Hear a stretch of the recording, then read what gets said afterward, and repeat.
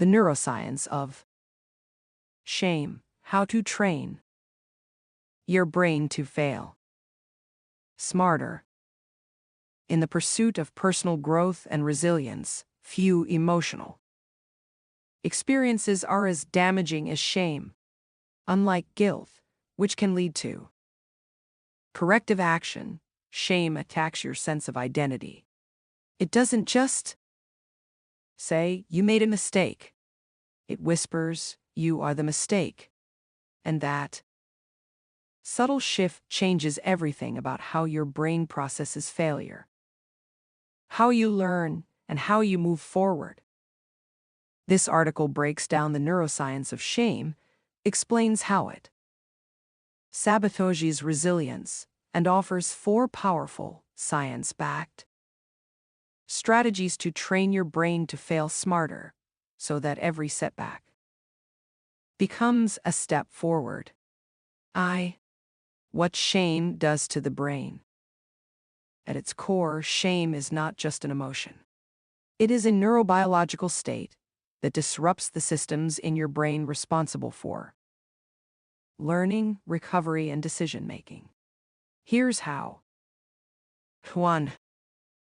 Activation of the default mode network. A DMN.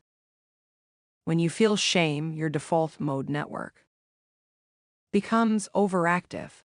This is the part of your brain responsible for internal dialogue, particularly the kind that obsesses over mistakes, replays failures, and spirals into what-if thinking. But instead of productive reflection, shame locks you into rumination. 2. Cortisol spikes and cognitive shutdown. As shame escalates, cortisol levels, a primary stress hormone, rise. This impairs the prefrontal cortex, the rational, strategic part of your brain. When this happens, you lose access to clear thinking, emotional regulation, and logical problem solving. Your brain moves into defense mode, not growth mode. 2. Shame versus guilt, the crucial difference.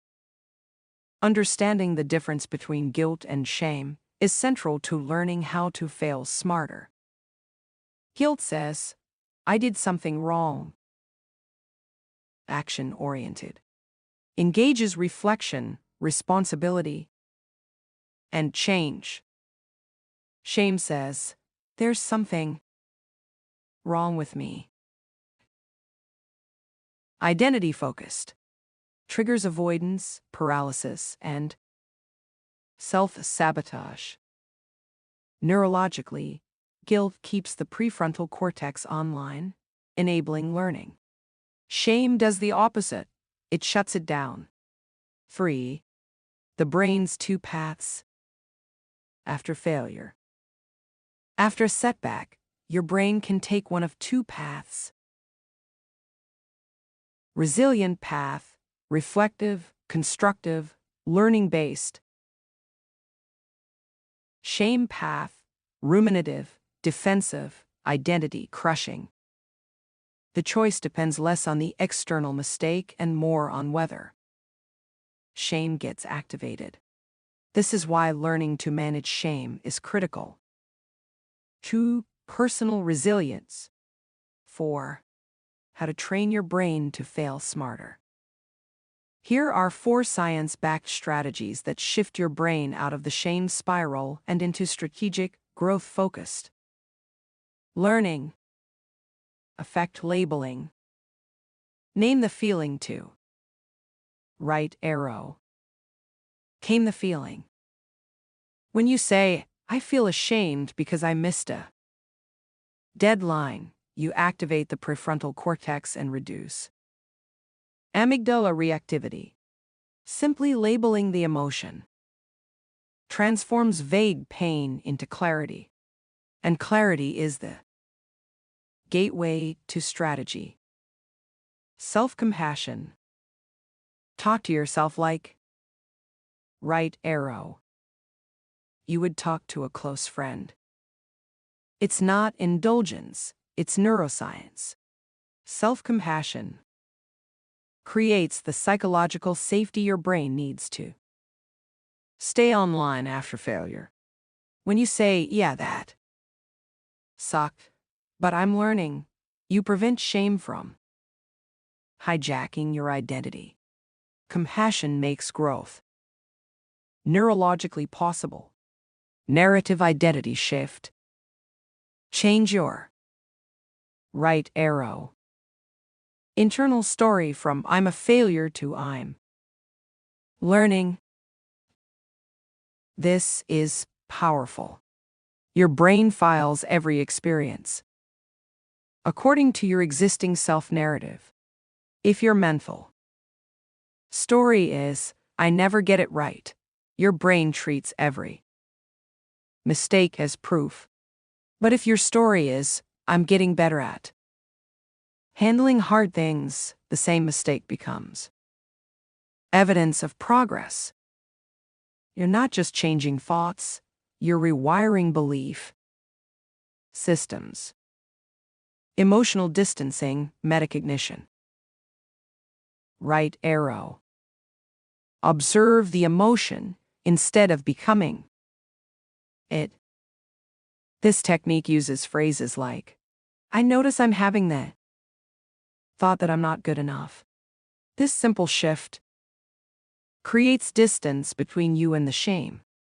You stop fusing your identity with your thoughts. It's no longer, I am a failure. It's, I'm experiencing the thought of failure. That gap is where clarity, power, and change begin. Other tools. Third-person self-talk. What can your name learn from this? Time perspective shift. Will this still matter in 5 years? Both allow your brain to zoom out, reducing emotional reactivity and increasing long-term clarity. The shame recovery loop, a 4-step practice. When shame hits, use this practical, neuroscience-based recovery loop. Pause and label the emotion. I feel ashamed. Acknowledge the underlying belief. I'm afraid this means I'm not good enough. Reframe the thought. What would I say to a friend who made this same mistake? Redirect with one small forward action. Send an email, take a walk, or write down a lesson learned. These steps signal to your brain, we're not stuck, we're moving. Even tiny actions reboot your executive function and restore momentum. 6. The takeaway. Fail smarter, not harder. Let's be clear, failing smarter doesn't mean failure feels good. It means you turn failure into information, not identity. Shame says stop trying. Strategy says keep refining. And here's the paradox. When you learn to fail smarter, you actually fail less. You adapt faster. You make better decisions. You don't repeat mistakes, you grow from them. Final thought, bounce forward, not just back. Resilience isn't about bouncing back to where you were. It's about bouncing forward, smarter, calmer, and more intentional. Your challenge this week. Backhand index, pointing right. Notice one moment where shame shows up. Backhand index, pointing right. Practice the shame recovery loop, especially step 1. Backhand index, pointing right. Watch how that one shift changes your whole response. With practice, you'll build the mental agility to turn shame into strategy and train your brain to treat every setback as a stepping stone.